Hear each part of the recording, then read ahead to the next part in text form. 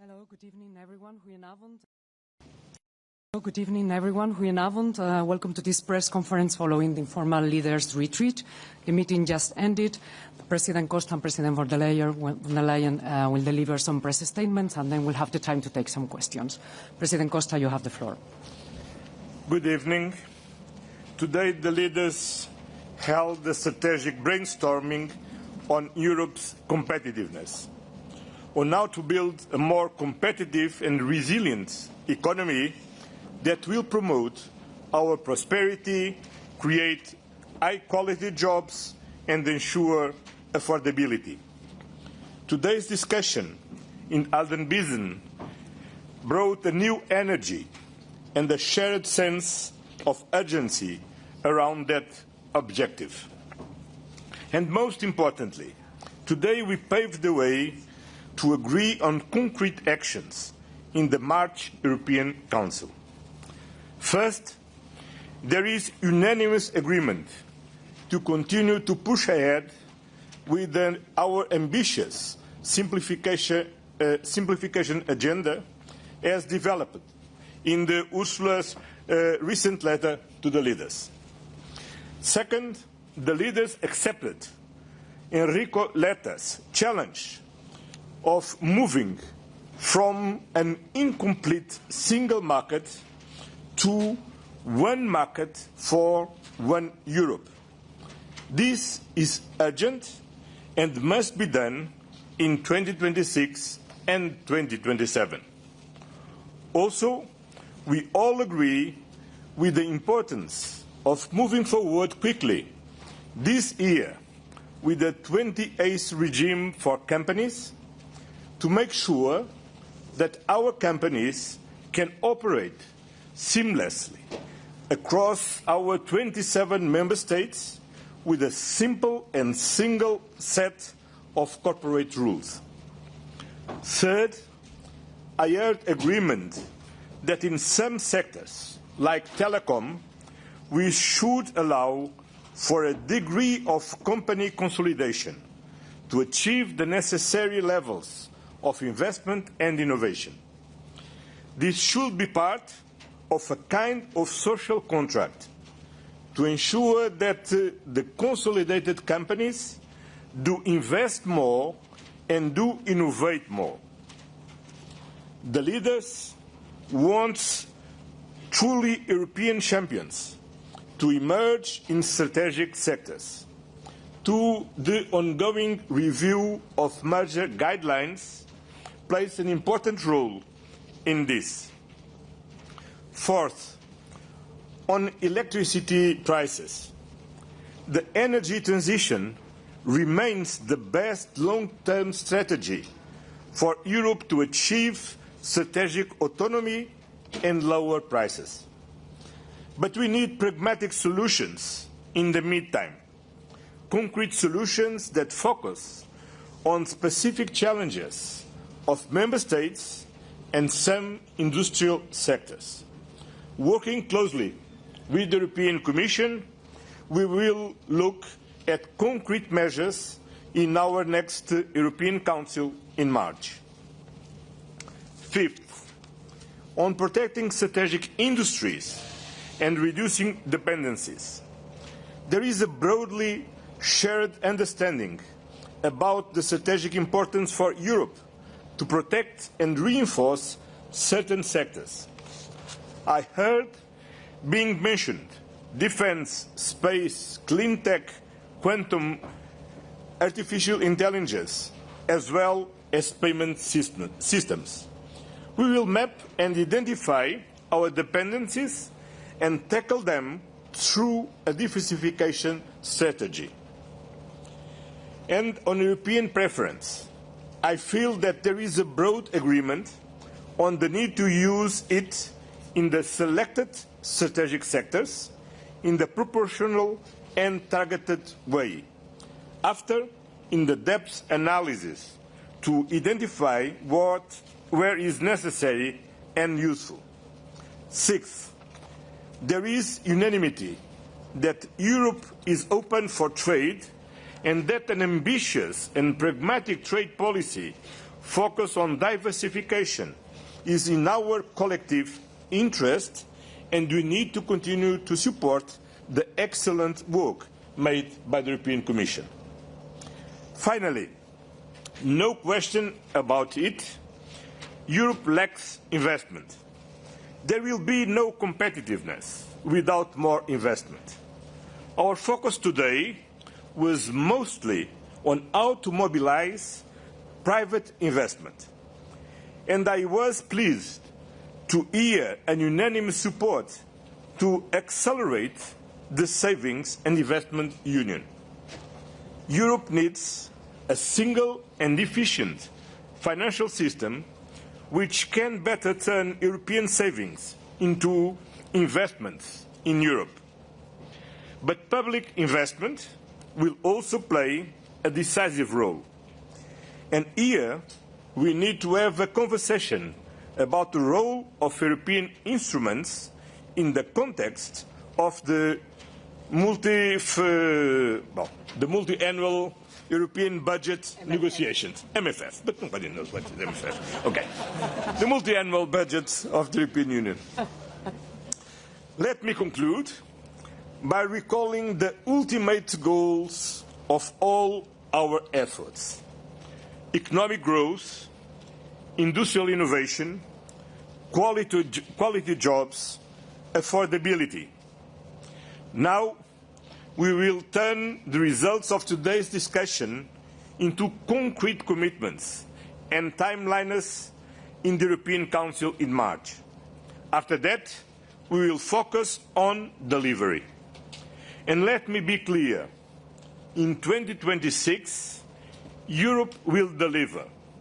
We did on defense last year, we will on competitiveness this year. Thank you very much. Madam President. Yeah, thank you very much. One Europe, one market. This was indeed today the headline of the discussion, and this is our ambition.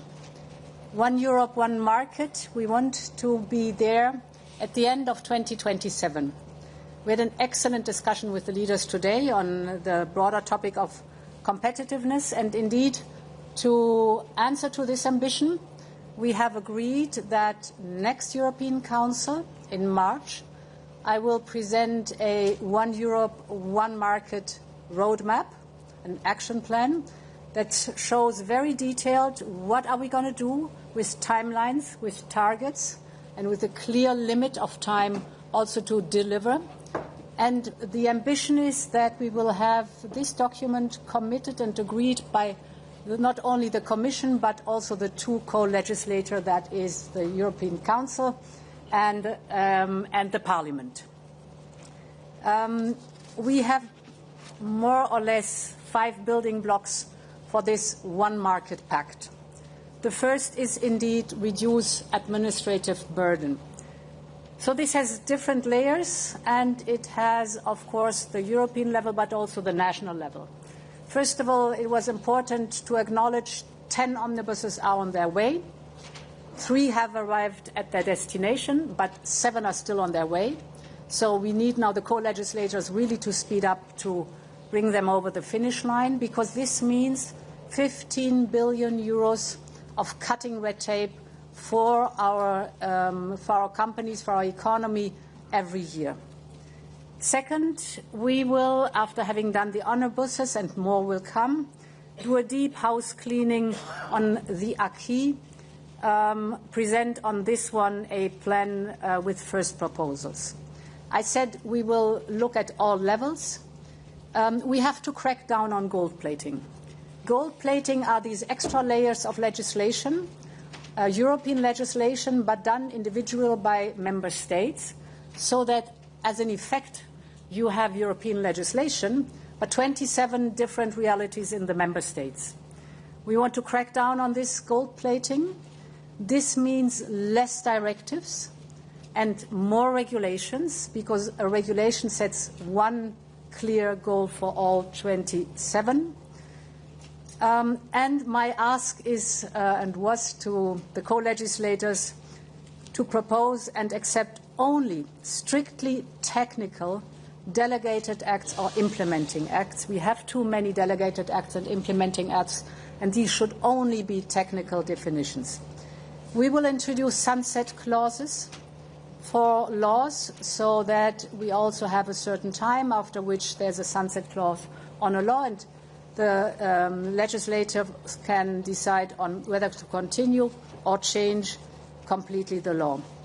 And finally, there will be once a year a report to the European Council on the simplification progress and on the cost reduction.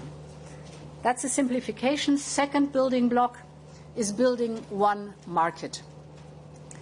Indeed, when companies want to scale up in our market, they face difficulties because of the fragmentation that our market of 27 has. And therefore, we will propose the 28th regime, EU Inc. we call it, before the March European Council.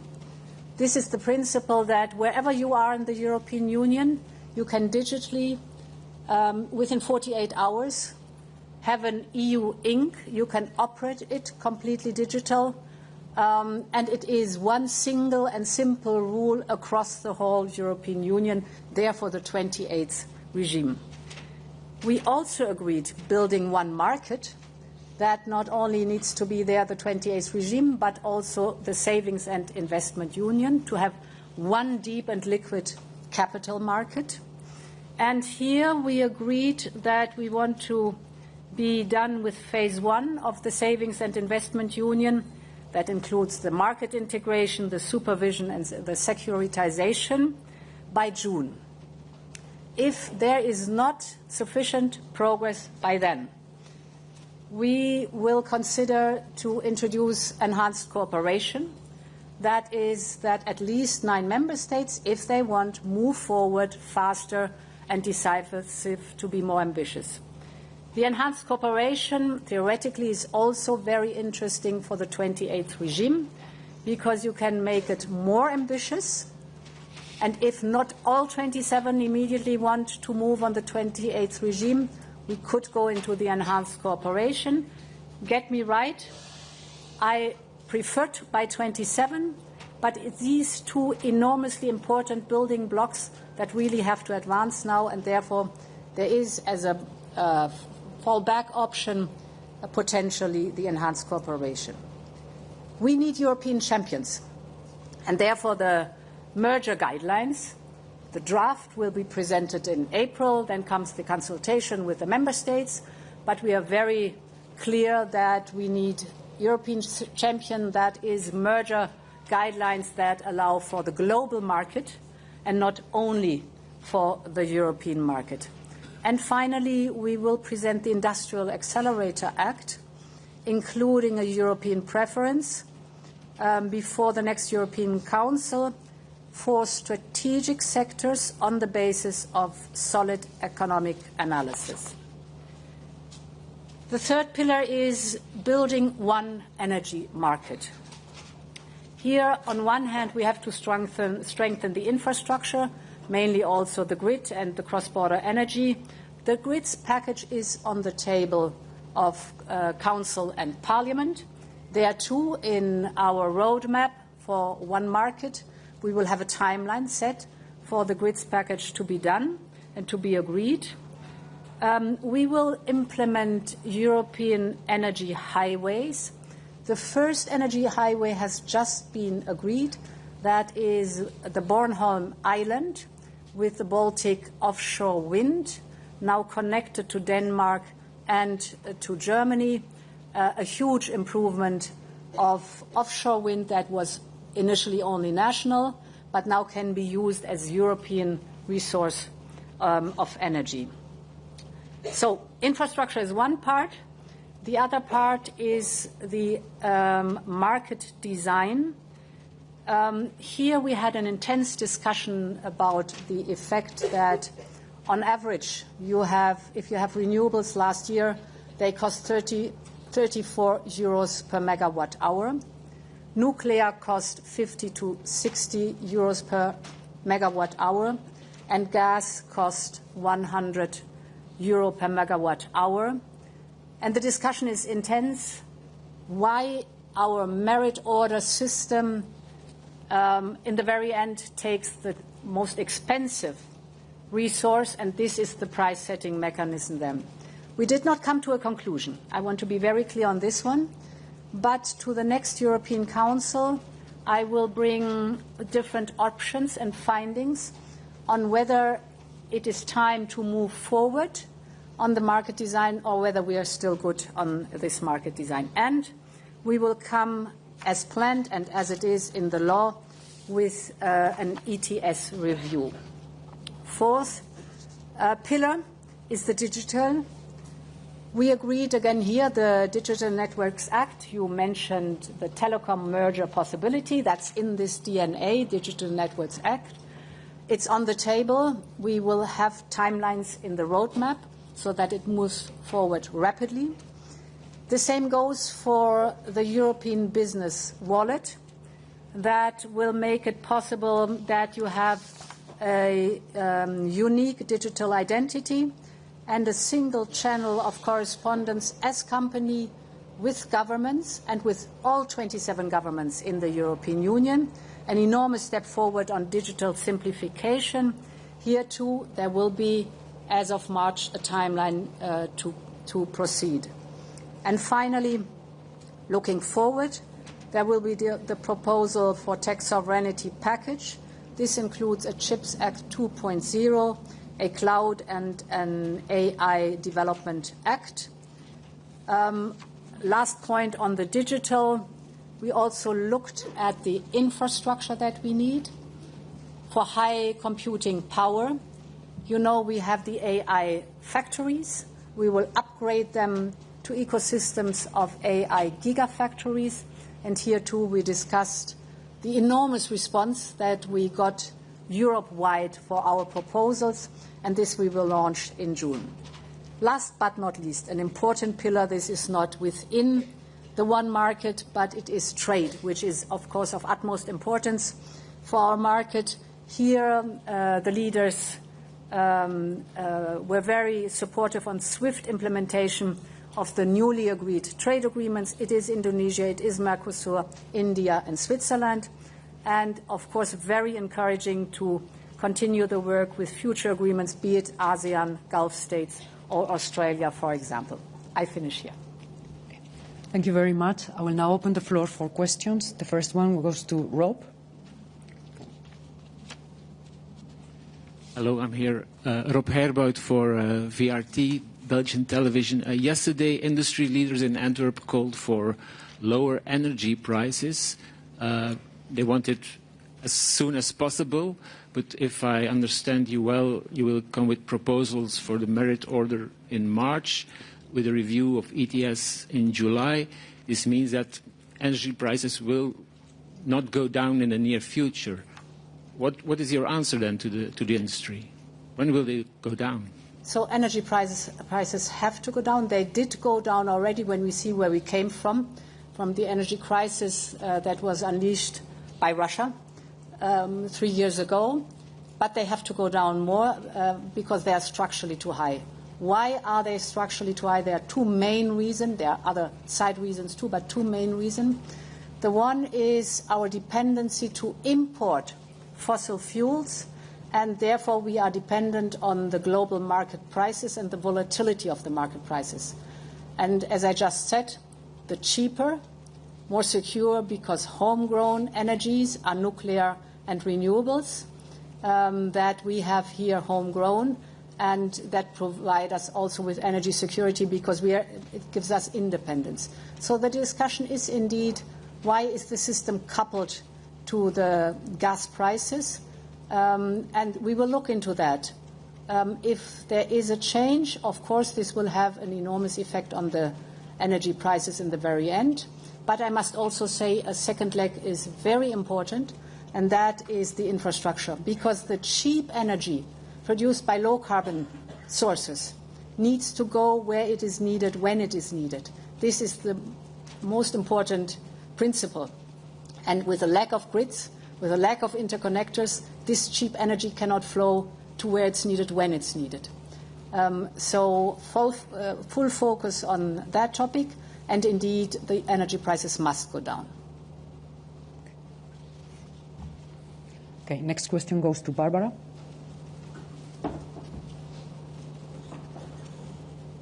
Thank you. Barbara Moons, Financial Times. To follow up on the ETS question, some leaders asked not just for a review, but even for a suspension of ETS. Are you considering that, and how do you address the concerns of the companies that have already moved ahead, that they might have a first mover disadvantage? Thank you. So the emission trading system has clear benefits. It's always important that we look at the effects. It is a market-based system. It is technology completely neutral. It says basically if you want to pollute, you pay. If you don't want to pay, innovate. And this is what happened. It has been introduced in 2005. And since then, the emissions have gone down by 39%. The sectors covered by ETS1 have grown by 71%, so decarbonization and growth can go hand in hand. And there were revenues of 260 billion euros generated, partially for the European level, it's a smaller part, mostly 78% for the member states themselves. The European part is reinvested in innovation and was one of the drivers that our industries are partially world leader in clean industry and innovation. So the ETS has also elements that if the price, for whatever reason, is going too high or the economic circumstances are tough, that you can, with the market stability reserve, modulate the price. So certainly topics where we will look into when we will have the review, and we have to look at other elements that might be of importance. For the price itself of energy is very important. The first part is, of course, the energy source itself, so the gas price, for example. But then you have grids fees, network fees, they are quite substantial. Then you have the taxes, the national taxes, and then only comes the emission trading system. It is from member state to member state different, the composition of these four elements. So some member states have higher taxes, some have very low taxes. In some member states, ETS is higher, in others it is lower, etc. So as you see from my words, it's a complex element. But as I say, ETS has its benefits.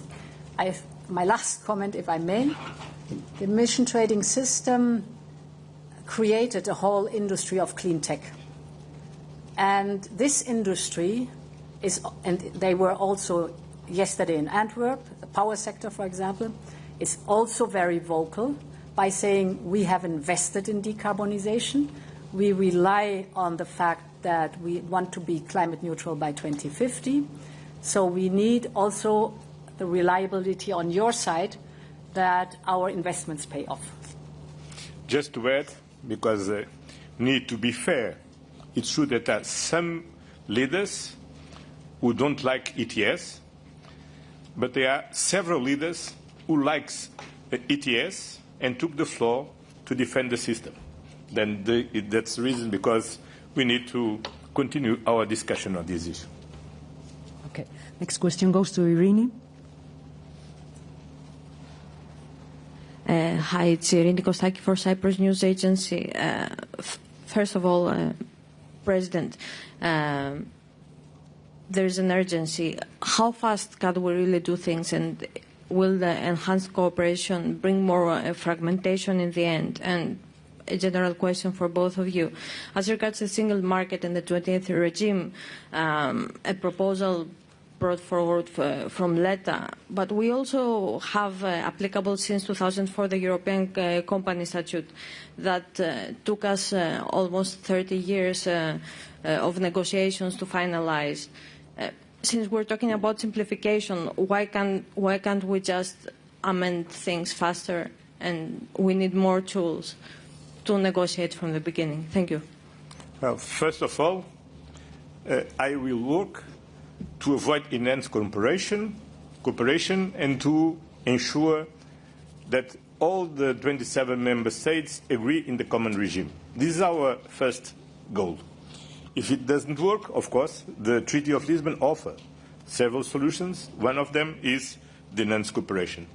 Second, is precisely because we need to offer to companies, new companies, and companies that exist already in the market, the opportunity to work across the 27 member states with just one set of rules and not several rules. Because when a company from Belgium wants to work in Italy or Germany or Spain, they need to work with 5 different corporate laws. And what we need, and to offer to the companies the opportunity to work with only one law, one only corporate law. If they want, because it's voluntary, it's perfect. If they don't want, it's not perfect. But what is important is to ensure that this 28 regime comes from a regulation and not from a directive. Because if it comes from a directive, it is not anymore a 28 regime, but a 28 regime with 27 different translations. Then we need only one regime then to boost the capacity for our companies to work across our market. So I was told that the European company, as you said, 30 years or more of work in it, is very complicated. This is also a teaching lesson for us, what to do and what to avoid and what not to do. So the emphasis on one single and simple rule is very strong, and that's the ambition. What enhanced cooperation is concerned, as Antonio said, it's in the treaty. Often we move forward with the speed of the slowest. And the enhanced cooperation avoids that. As I said, at least 9 member states have to be part of it, but any member state can join any time. So if they say, okay, this functions, I want to be part of it, you can join. So it's an open door policy. Okay, we have time for one more question. Jan, please. Thank you very much. Jan Disseldorf with Süddeutsche Zeitung. One market sounds very good, but and you've talked about, President Costa, you talked about the sense of urgency that was present in the room and that is maybe more present than in the years before. Are member states really ready to pull through with what that means, which is fully opening up their services sectors, fully opening up their labor markets, and tear down the barriers that exist still in the single market? And President von der Leyen, you've said it yourself, a lot of the work has to be done at national level, and a lot of the work to complete one market is actually at national level. Are leaders really ready to fully open up their services sectors? I think it's really a game changer. This council, this retreat, has been a real game changer, because all the leaders accepted and adopted the challenge proposed by Enrico Letta to move from an incomplete single market to one market for one Europe. In 1992, we moved from a common market to the single market. And now we are moving from a single market to one market. It's ambitious. That means a lot of work, first of all to the European Commission, then for the Council and to the leaders. But we accepted and we adopted this very ambitious goal to conclude by the end of 2027 this one market. Yeah, the pressure and the sense of urgency is enormous, and that can move mountains. It was very clear that the leaders want to be very closely also involved in the speed of the delivery. I described that my goal is to have a roadmap that we sign in March, But besides that, we also have, I call it a living document, where you can track exactly where is a file right now. Has the Commission proposed? Is it stuck in Parliament? Is it stuck in Council? Is it on time? Is it not on time? So we create a lot of transparency about what is going on with the different files. And of course, this living document is not only for the Commission, it's for everybody. So the co-legislators, the leaders, also to keep track of the speed and of what we have promised. And I could sense today in the room that there was eager ambition also to be very clear that we will check on a regular basis where we stand, whether we are on time or whether there are delays and where they are. And the clear sign of the ownership of the leaders to deliver on this is that we agree with the specific methodology. Because as you know, the European Council is not co-legislator, but all the leaders understand that they need to have a very close control about what is happening in the different formations of the Council. And for this, we are not only adopting this goal, we are not keen to discuss the roadmap in March, but we will also introduce a monitoring system that the leaders regularly make the check of the ongoing process to deliver by the end of 2027 this one market. Okay. Thank you very much. This concludes our press conference. Have a nice evening. Thank you. Thank you.